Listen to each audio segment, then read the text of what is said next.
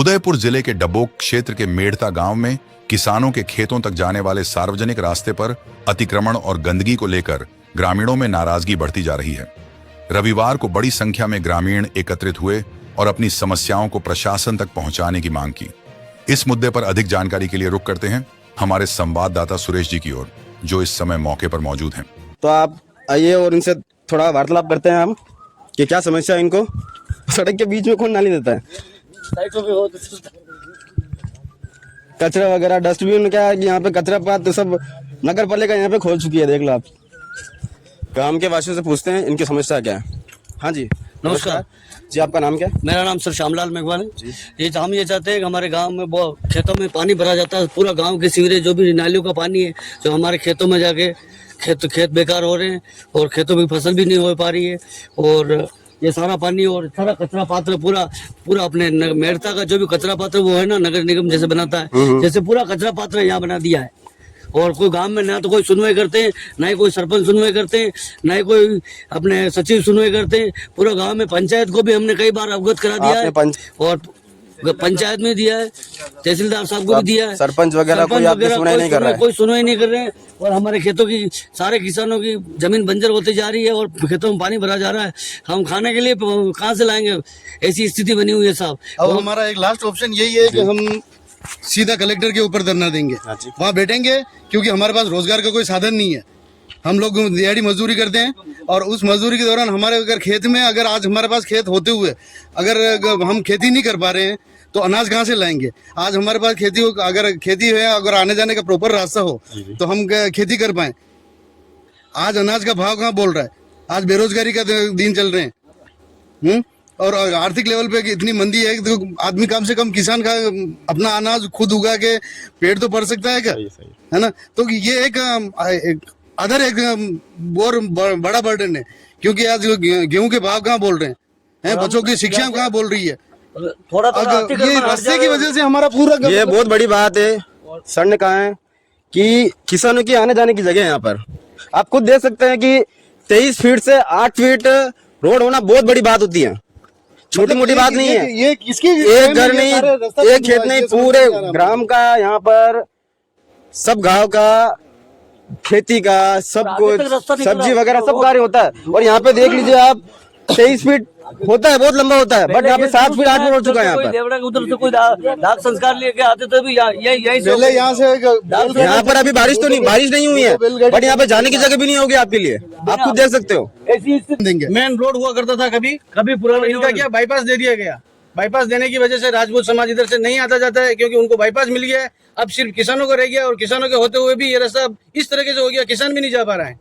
और 10 वर्ष हो गए मैक्सिमम, उससे जमीन बंजर पड़ी हुई है और बिलायती बबूल अंदर खड़े हुए हैं, काट भी नहीं सकते और खेतों में नहीं जा सकते, पूरा जंगल पड़ा है। 10 साल से तो हम संघर्ष कर रहे हैं और ज्ञापन दे रहे हैं। हमने तो इसके लिए इतना रास्ता निकाला, एक बार पूरा हमने है ना मिट्टी डलवा के बंद करा दिया, इधर पानी नहीं जाएगा हमारे खेतों में। किस कारण से जाएगा पानी, आप बताओ।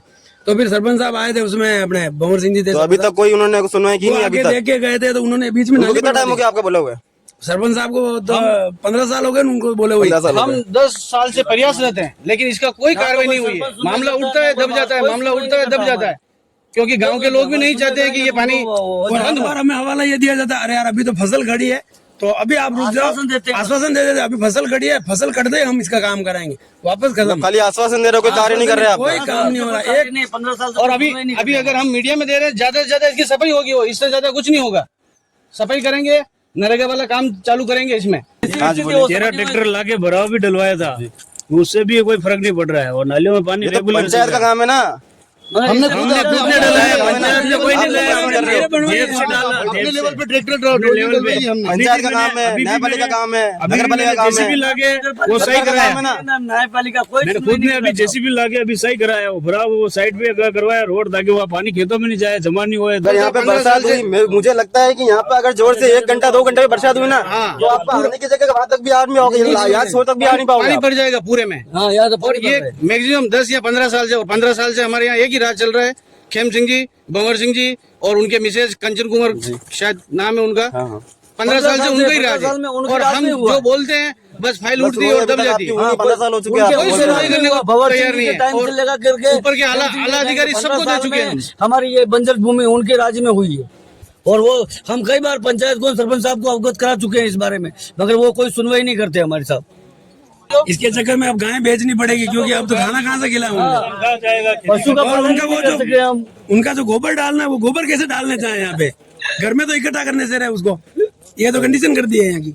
मतलब आना जाने का रास्ता गाँव था का यहाँ पे, विकास हो, गाँव के लिए हम भी बैलगाड़ियाँ चलती थी, हम लोग यहाँ से पगडंडी की जगह है यहाँ पर। आज केवल ये पगडंडी बना दी है लोगों ने अतिक्रमण कर करके। मैंने ये बंद किया है, मेरे खेत के अंदर ये पानी जा रहा है। या खुद देख लीजिए यहाँ से खेत अब मैं ये नाले का पानी रीस के इसके अंदर जा रहा है। ये फसल खराब होगी या नहीं होगी? अब ये इसमें कैसे फसल उगा और यहाँ से हम लगा कैसे निकासी करें?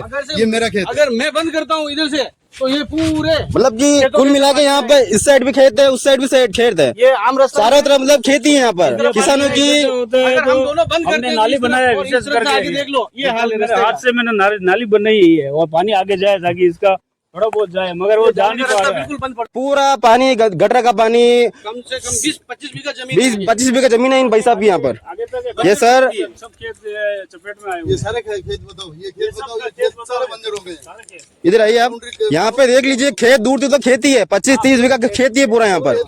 ये सब खेत बंजर हो गए हैं, कोई खेती करने नहीं आता। खेती करने के लायक ही नहीं बचा ना, देखो ना पानी जाएगा खेती कैसे होगी यहाँ पर, सब फसल से बर्बाद हो जाएगी यहाँ पर।